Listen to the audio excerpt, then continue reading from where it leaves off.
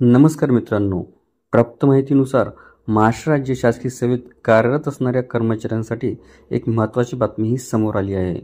विविध विभागामध्ये कार्यरत असणाऱ्या राज्य शासकीय सेवेतील कर्मचाऱ्यांसाठी शासनाकडून 3 महत्त्वाचे शासन निर्णयही जारी करण्यात आले.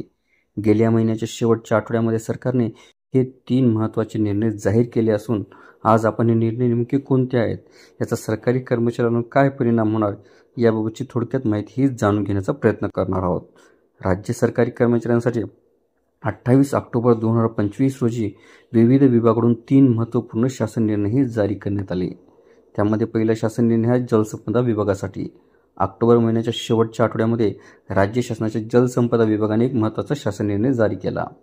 विभागाचे या महत्त्वपूर्ण या निर्णयाअंतर्गत दिवंगत कर्मचाऱ्यांच्या वारसांना ठेव संलग्न विमा योजना अंतर्गत अनुज्ञेय असलेली रक्कम अदा करण्यास मंजुरी देण्यात आली.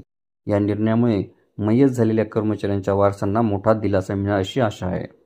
त्यानंतरचा आहे सामान्य प्रशासन विभागाचा.